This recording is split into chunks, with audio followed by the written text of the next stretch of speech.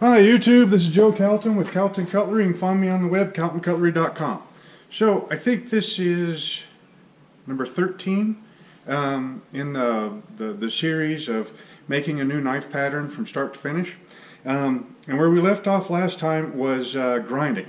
I think it was a really long video, like an hour or so, and it was, I mean, we took this blade from, right out of heat treat, at full thickness, and I went over why I like to heat treat these thin bladed kitchen and most EDCs, neck knives and stuff like that at full thickness.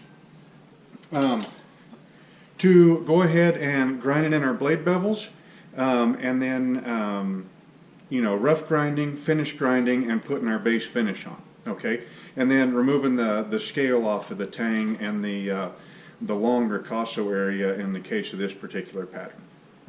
So right now we are at a medium Scotch-Brite belt finish on the tang and the ricasso, and we are at A45 finish on the blade, which, I always have problems with that grit rating. I kind of think, like inches and millimeters. I mean, I think in inches. So millimeter, or the metric system, I usually have to pull out some sort of a chart or something to go back to it. So A45, I want to say that's like a 400 grit or 600 grit, somewhere around in there. It looks like, a fairly fine finish, but we're going to go ahead and hand sand these. Now, your choice of finishes is up to you, as the knife maker, or as the person ordering the knife. My favorite is a hand sanded and etched finish. I have made an awful lot of knives in the past with machine finishes, and machine finishes work. They work just as well, really, as any other finish. I mean, a finish is just basically to get the blade smooth so that it doesn't pick up very much grit, and trap moisture in the surface of it. And other than that, all it is aesthetics, really. And the blade is going to get, let's hope that it gets scratched up and dinged up and used and, and sharpened and, I mean, just used. I mean, that's what we make them for, right? So your finish is just kind of a start, really. I mean, that in the case of this being 1095, it's going to patina over time, and it's going to change the way that it looks. And that's the way that it's supposed to be. So anyway, so finishes, you can go machine finish, you can go buffed finish, you can go hand sanded finished, etched in ferric, which is what this one will get etched in to bring out the hardening line. You can do like mustard finishes. You can etch them in coffee and vinegar. Vinegar is a really nice kind of a split between ferric and like a kind of a split between a forced patina and then just a straight up etch in ferric acid, or ferric chloride, I think it is. And it's food grade. That's a really nice look for, especially if you want like an aged kitchen knife look. But this one, this is going to be an everyday carry, so we're just going to etch it in ferric because that's my favorite one. But first, we got to hand sand it, and then we got to etch my mark into the side of the blade. Okay, so for hand sanding, your hand sanding starts where your machine finish leaves off. Okay, so if you want a guide, you can say, all right, well, if I take it up to a 600 grit belt finish, then my hand sanding needs to start at 400 grit. That's kind of the rule. I think I picked that up out of Wayne Goddard's book, or one of his books, and it's a pretty good reference to go by. It depends on how good you are off of a grinder. A lot of guys, that are really, really good on a grinder can come right off of a grinder and go straight to like a 600 grit and then just pull their lines, lengthways along the blade, and be done with it. I'm not that great off of a grinder. So what we're going to do is I'm going to start off with probably, I'll have to look, either 320 or 400 grit paper. And then we're going to come up in here and clean up the plunge lines. Okay. And then, you know, take our scratches, which right now are going this way. We're going to take them this way, you know, with whatever grit that I decide to clean up the plunge lines and everything with. And then we'll go to this second grit, which will probably be a 600, and then bring all those scratches this way, and then it'll be ready for hand sanding. Okay, first of all, the hand sanding, well actually, let's go to sandpaper next. Okay, sandpaper, I like storing it in this little tote right here. You know, it's a little bitty filing cabinet. You know, it keeps everything nice and organized. Sandpaper. So, you know, I use an awful lot of Home Depot sandpaper because Home Depot is on the south side of town, which is where I live, so it's the closest home improvement store to my house, even the new place. And they sell, well, they sell this stuff right here, the purple 3M, whatever the heck it is. This is 60 grit, and it works really good for hand sanding the inside of scales before you attach them to your tang. 80 grit, kind of the same deal. 150, and I think they do. I think they go all the way like 400 or so. I don't think I have any of their. Oh no, I do have some of their 200 grit stuff, and it works pretty good. Most of the stuff I've been working with lately is, I think it's this Rhino Wet stuff, which I had heard really good things about it. You know, it's not magic. I mean, it's still sandpaper, which means you got to put an awful lot of elbow grease behind it, but it does cut pretty good. I use everything dry. You know, I've seen a lot of guys use WD-40 and Windex and lubricants like that, and I've never really had very good luck. It makes mud on the blade, and I can't see where I'm going, so so I just use everything dry. But anyway, so this is a Rhino Wet red line, and this is a 220 grit. I want to say I get this off of Amazon. Let's see, so we're going to start off with, we've got 320 and 400, so let's start off with this 320. Now this is Rhino Wet, but it's, actually I'll show you the whole package. It's the Rhino Wet Sheets Plus line. 9 by 11 inch sheet. There's your part number and everything if you need that. This that doesn't say where I got it on there. So I would say that I probably got it from Pops or from Amazon. So we're going to use 320, and then we are going to use the Rhino Wet 600. This is the red line stuff. You can also get it 3M. This stuff works right here, or this stuff right here works pretty good. You can get it at automotive supply houses like O'Reilly's, AutoZone, Napa, you know, places like that. You can also get it in the car section at Walmart. And it goes up as high as you want to go. I mean, that was 600. There we've got some 800. I can't remember if that's an automotive body or what. I think I've got some 1,000 grit. And then we've got 2,000 grit, several different makers of 2,000 grit. I think this one's, oh, look at that, 3,000 grit. Yeah, so sandpaper can get, honestly, it can get silly. I mean, you know, I mean, I guess if you're making art knives or something, and you want a really, really super fine finish on everything, you know, knock yourself out. But, you know, I'm more of a, you know, make working man type knives. Okay, so the hand sanding setup. Now this part right here is very, very important, okay? Your hand sanding setup should be kind of like a vise, okay? The whole purpose of a vise or a hand sanding setup is to hold whatever it is that you're working on as solidly and as immovable as you can possibly get, okay? if you were to take a vise, even a real heavy vise, clamp something up in like that, like a piece of pipe, and it's got a fitting and you need to get that fitting off, right? If you just set that vise on top of the bench, clamp your fitting up in it, grab a hold of a pipe wrench and start turning, well, all you're going to do is move the vise around on the bench. You know, I mean, if it's stuck tight. You need to bolt that sucker down. Same thing on hand sanding. I mean, think as solid as you can possibly get, okay? So here, the hand sanding setup starts, actually I'm going to bring you back out here a little bit.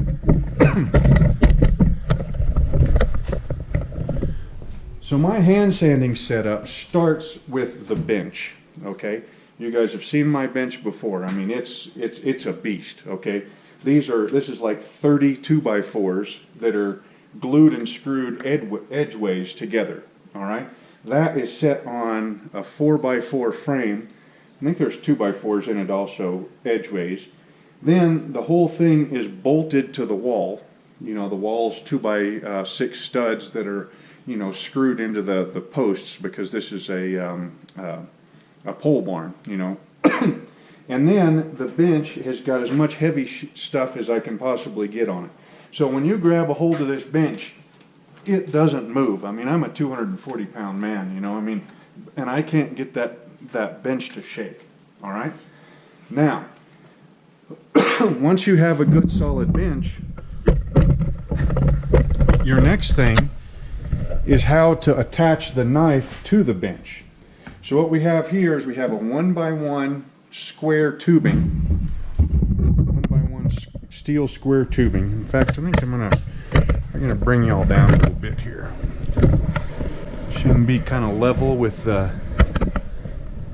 Yeah, I think that'll be a good view for part of this video, anyways.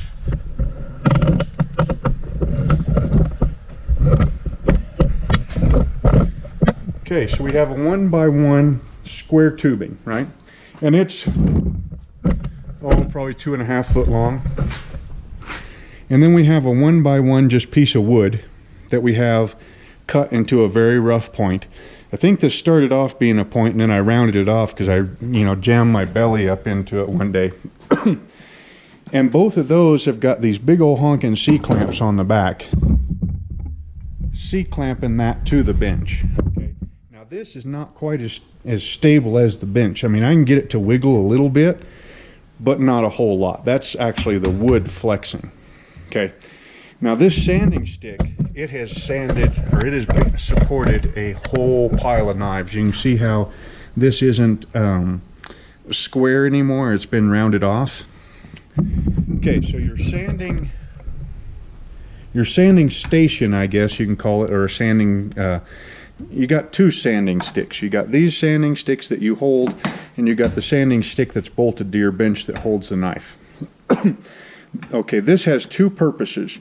One is to hold your knife as solid and as immovable as possible while you're sanding on it, okay? The second part of it is to protect you from your knife, all right? And you've got two places where your knife can hurt you the most while it's in this, all right? One of them is the point. Okay, I already talked to you about, you know, jamming my belly into the point of this, so I rounded it off, right?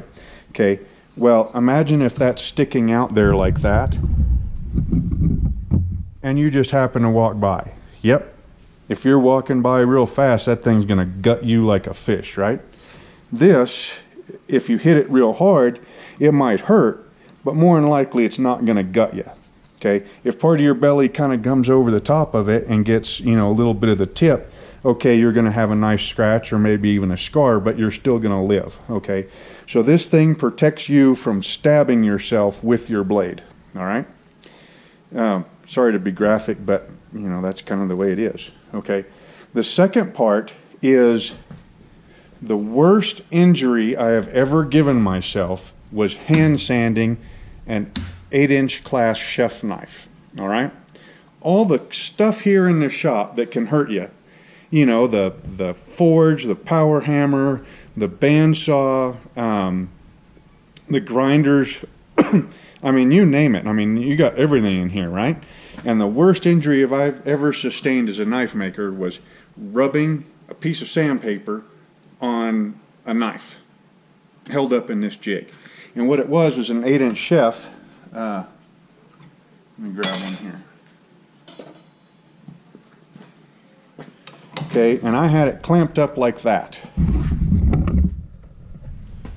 See the problem here? Now that blade is overhanging. There.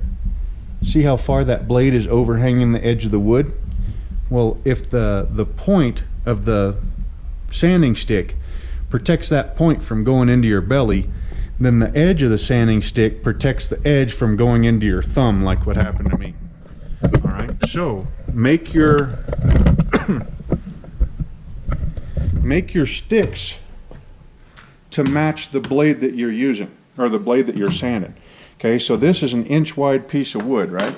So EDCs, paring knives, pocket knife blades, things like that go on this stick.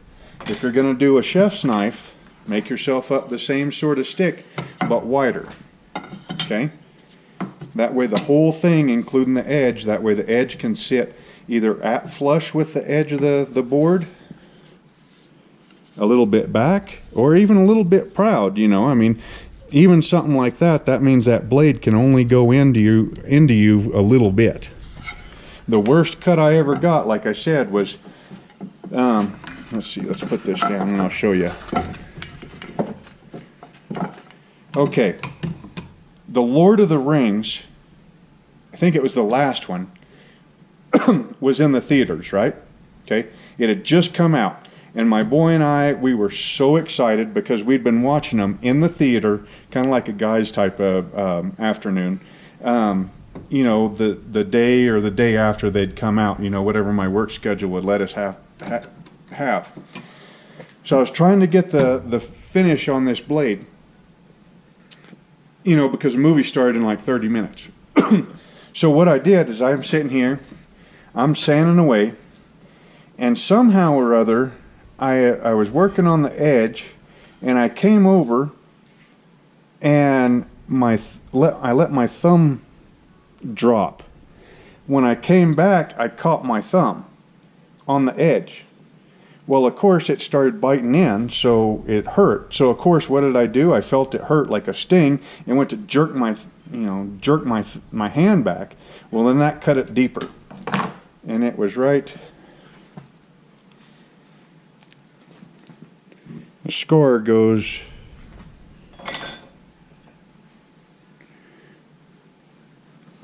Let's see if I can get you in the right spot here to see it. There you go. That scar goes from right there down through here. Well, of course, it goes straight across, but it flapped it. So it starts here and went to about there or so. I mean, it was a pretty dang deep cut. You know, when and as soon as I saw it, I was like, dang it, man, now I need stitches. But the movie started. So, you know, I that was before I had the sink in the shop, so I went into the kitchen, into the house, you know, holding it up so I wouldn't bleed all over the place, and, you know, kind of peel it back and look in there, and sure enough, there was a tendon down on the bottom of the cut. But I flexed my thumb, and my thumb was still working, so I figured, well, if it was still working, it couldn't be, you know, that bad, right? So pretty much I taped it up, and then I put one of my popsicle sticks that I use for, you know, stirring epoxy and all that kind of stuff, and then I put the popsicle stick on it and then taped it up to the popsicle stick so that it wouldn't so that it wouldn't move. Popped a couple of aspirin or ibuprofen or whatever it was we had, and then went ahead and took Vance to see The Lord of the Rings. And of course, my wife wasn't too happy with me, but I figured, you know, heck, we'd been waiting for like 6 months for that dang movie to come out. You know, we couldn't wait till the next day, and it took it a couple of weeks to heal up, and then we were back to good. Okay, so we've got our safety and everything, you know, our sanding stick and everything talked about, and our sandpaper. Now let's go ahead and talk about the knife. Okay, so I did a pretty good job of getting those plunge lines even. We got our little swoop at the end, you know, which some people, you know, this little bitty swoop right here, some people go gaga over that. Honestly, to me, it's just, you know, it's just there, right? Everything looks nice and straight. We really don't have any fixing to do at all. The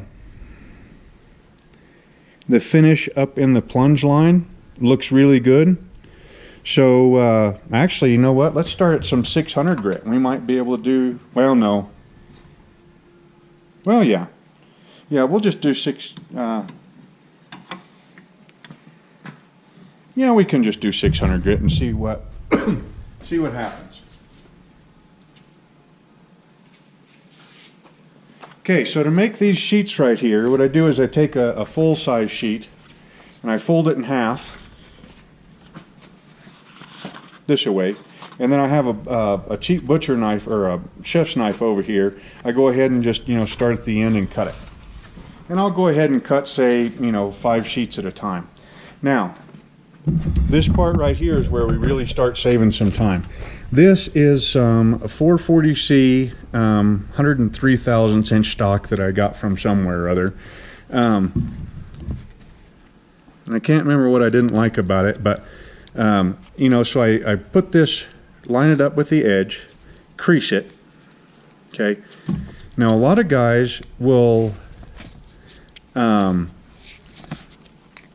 you know, crease it like this and then do their sanding, and then they'll lift this flap up, crease it again, and then do their sanding. So there's always just one layer of paper in between the sanding stick and the blade. Okay, which I've tried that, and I find that a little bit I don't like it as much as just rolling the sandpaper up in here.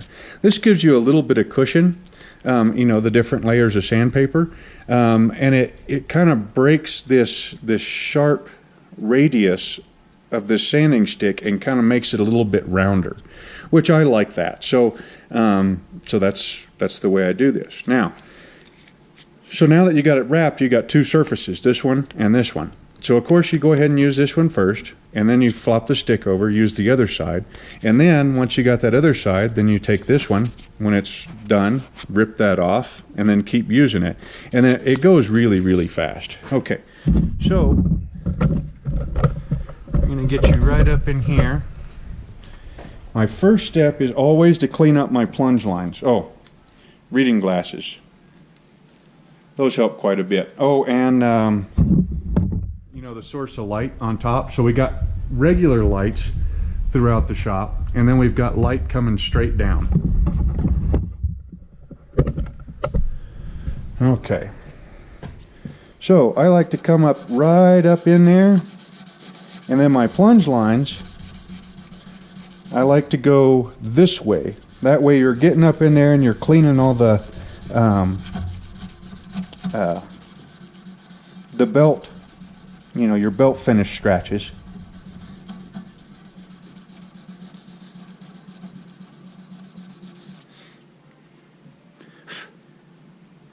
Okay, that looks pretty good. We might get away with this. Now, if you were starting off with, you know, a 320, you would go ahead and go in this direction right here.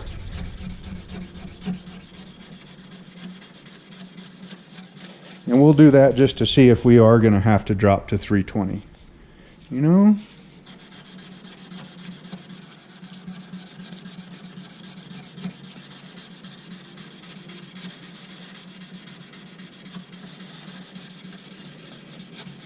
I think we'll get away with it. Maybe this side right here we'll just do a straight up 600 grit. And then maybe the other side we'll go ahead and do the 320 first and then the 600 grit.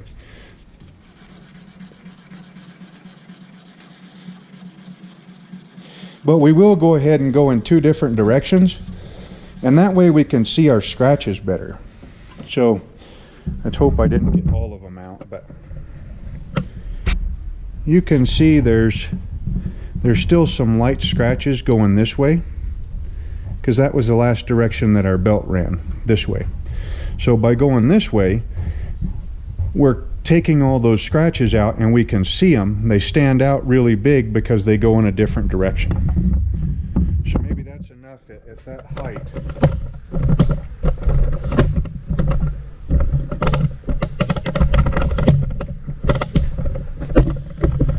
So let's get you up and then get you the view that I have here. Okay, so I used both sides of that paper. So now we'll rip that one off and then use that side.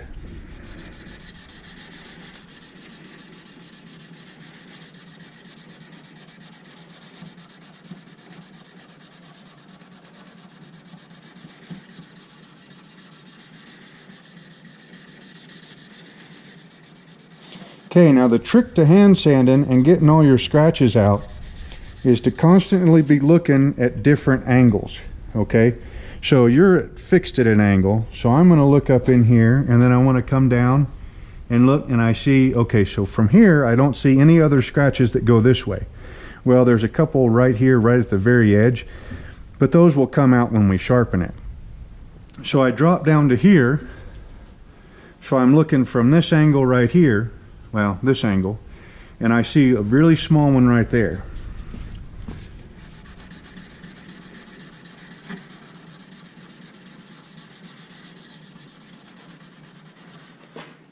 Okay, now from this angle I see no more. Now from this angle, everything looks good. Boy, I did a really good job of cleaning that one up on the grinder. Okay, so now we've got all the scratches going this way. You'll also notice that the ricasso I haven't touched yet. That's because I like a little bit of rough left in this ricasso if I can get it. So now what we do is we know that all the scratches on this blade are at 600 grit at least, because, you know, I mean, we went this away and we can't see any more scratches going this away. But we want our final scratch pattern going this away. So we can go ahead and come up in here. And sometimes when you change directions, even with the same grit of sandpaper, you'll see scratches that you missed, you know, in the previous direction. Like there's one right up here at the point, and it just went away. Okay, so now that piece of paper is done. And I'm going to have to move you out of the way just a little bit there.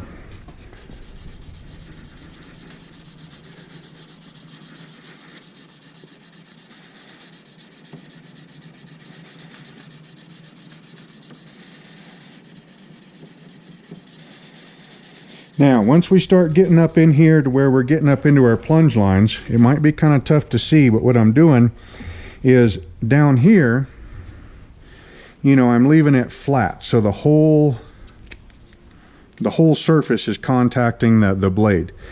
When I go up here and to get into the plunge lines going this direction, I actually kind of lift it up to where I'm working more with the corner, to kind of get up in there and dig into that little bitty corner there.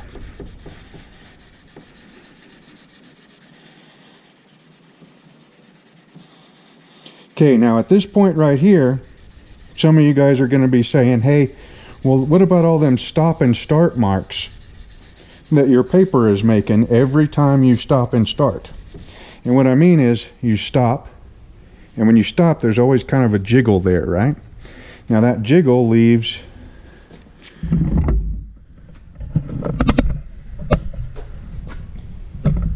kind of nasty swirls right there. All right, and you know, the whole surface of the knife might be at 600 grit, but it looks like crap because of all those little stop and starts, or some people call them J hooks, right? So once we get to that point, actually we go ahead, once we got a good, they call this a dirty 600 grit finish. That's what Nick Wheeler, he's got some really good videos on YouTube. His hand sanding video, or one of them, you know, he called a dirty 600, and then we'll come back and make it a clean 600 grit finish. His videos are pretty amazing also. Go check them out if you got time. So then I come up in here and I clean out this long ricasso here. And here I'm just wanting to get rid of the scratches that were left by the Scotch-Brite belt. And I want to leave some of the pits, you know, from the fire scale, because I just like that look. Okay, that looks good. Except for I cleaned up. No, we need to go a little bit farther back.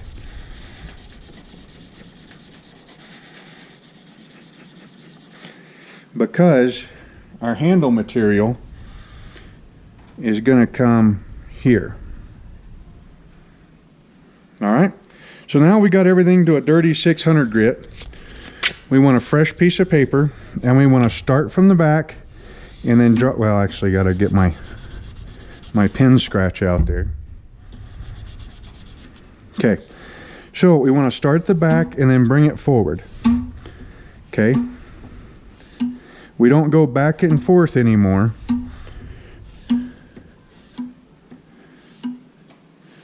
We just start either way back here and then come in, or start up in our plunge line and then come in. And that will clean up those J-hooks, stop start marks, whatever you want to call them.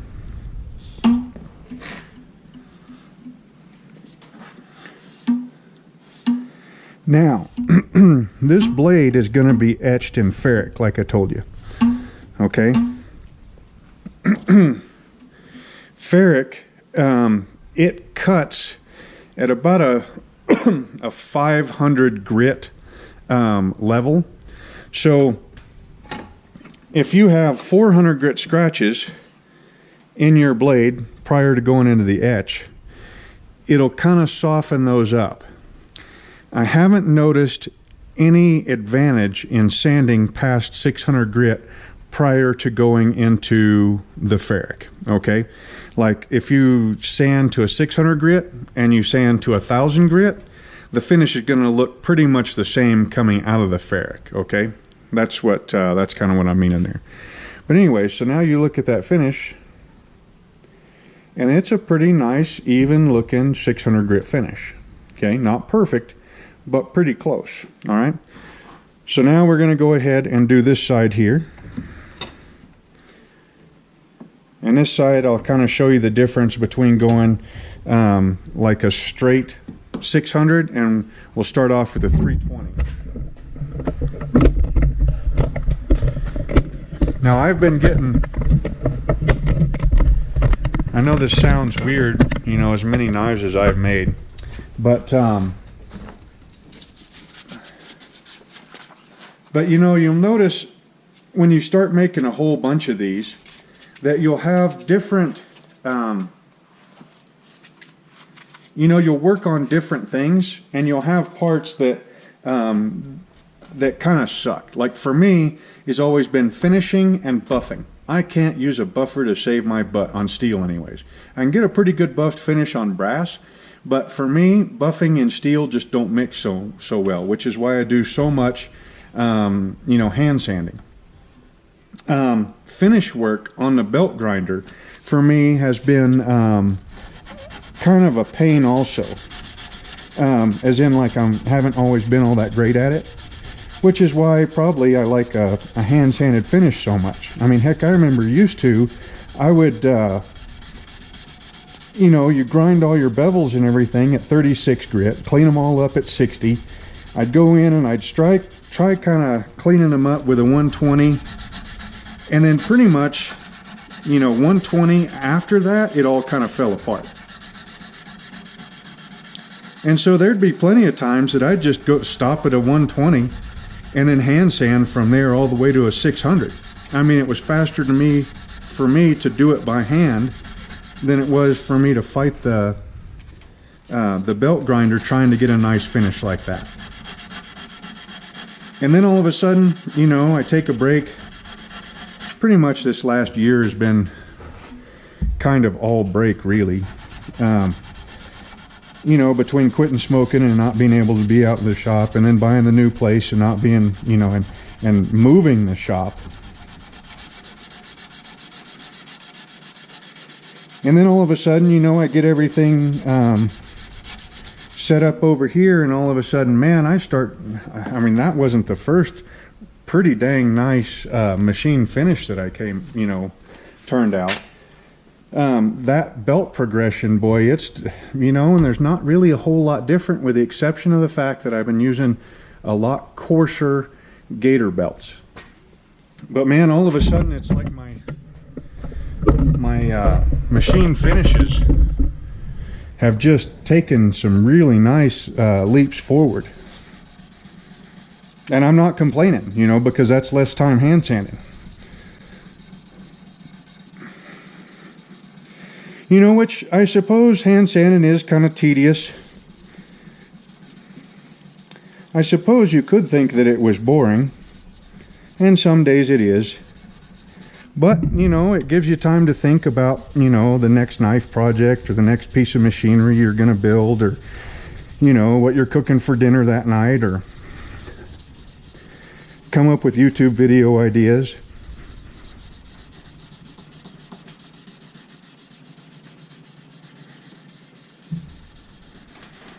Okay, so we've still got a little bit of fairly clean paper up in here. We're going to go ahead and come up in here and get the majority of our Scotch-Brite scratches out.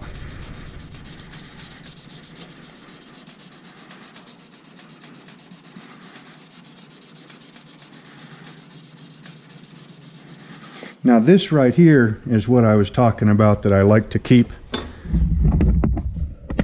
into the ricasso area.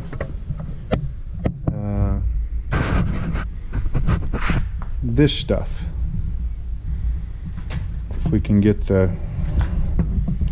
you turned around to where you can, not there, this kind of light pitting and stuff from the heat treat scale, I kind of like keeping that in there, in the ricasso section, and on some blades up on the spine a little bit too.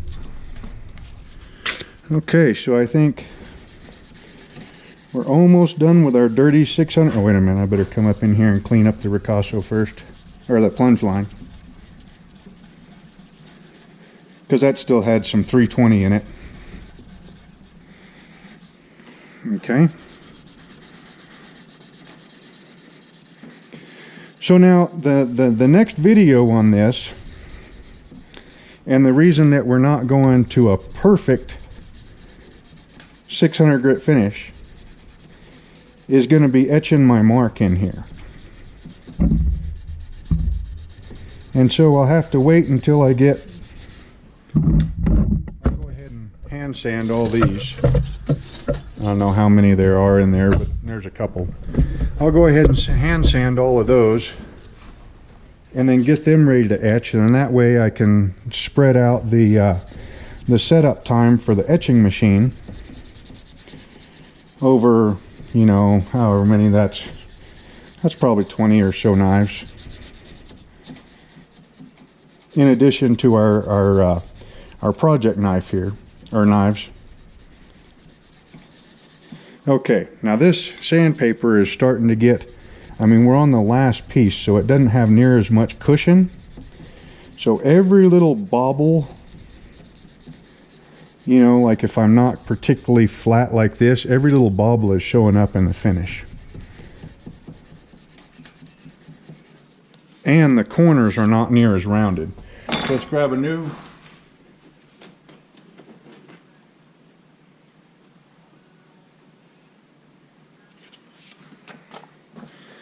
piece of 600 grit.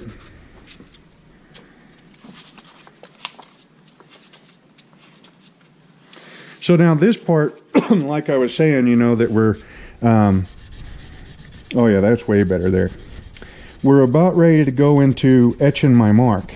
Okay, this part right here, you can start doing you can change it up quite a bit. You can either do it in the order that I'm telling you here, you know, where we're going to hand sand this, and then we're going to etch my mark in it. Then we're going to clean up the finish, you know, because the etching solution is basically salt water, okay? And then you're putting an electric current through it to cut you know, my mark, which is just my last name, Calton, on this side, and then the steel type 1095 on the other side. Well, that's going to leave a residue that's going to need to get neutralized and then sanded off and cleaned off, right? Before we go into etching in the ferric. We might also come in here and kind of round out this this ricasso a little bit more before we go to etch it, just because it'll leave a little bit nicer look on the finish. You can do it that, and then then I'll fit up the handle, then I'll go ahead and etch it in ferric, because at that point we're not really going to be working on the blade much anymore, and we don't have to handle it so much. And then I'll sharpen it at the end. You can do an awful lot of changing that up. You can go ahead and wait to etch your mark into it until everything's finished. You could sharpen it now and work on a sharp knife the whole time. Just tape it off. There's a whole bunch of different ways you can do that. Okay, so we got our dirty 600 grit finish. Let's make that dirty 600 grit finish a clean one. Yeah, that's still part of the fire scale there. Sometimes you'll get scratches that look like the fire scale but aren't.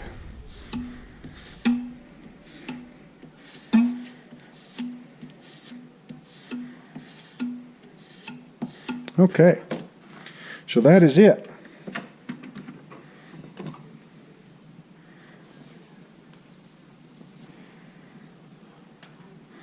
So we have got a nice, fairly clean 600 grit finish on that. So like I said, I think their next step is going to be, I might go ahead and come up in here and clean this out a little bit more, hog it out some until it feels pretty good. And I haven't decided yet if we're going to go ahead and etch the marks in first, or if we're going to go ahead and fit up our handle materials first and then get them all laid out, and then we can etch my mark and then etch the whole blade in ferric, and then install the handle material. But we are about halfway done, maybe a little bit more than halfway done in our whole project here, and it's looking pretty good, and I'm liking it. I think this is going to be a handy little pattern. Like I said, it's considerably bigger, than the pattern I have been carrying. Yep, I think it's going to be a fun little knife. Okay, again, this is well, I better get you up there. Say goodbye for the next little bit. I think the next time we see each other, I'll have these all right here, hand sanded. And ready to go, and then we'll probably go ahead and open this up, chamfer the edges a little bit, fit our handle material up. We got to decide what kind of handle material first. Get all that fit up, set out, probably, I don't know, maybe 10 of these knives or something like that. And then we'll go ahead and etch the mark, etch the blade in ferric, and I'll tell you some more exciting stuff about that. And then we'll go to installing the handle, and we'll keep going from there. So again, this is Joe Calton with Calton Cutlery. You can find me on the web, caltoncutlery.com. Hope you enjoyed the video on hand sanding, and we will see you next time.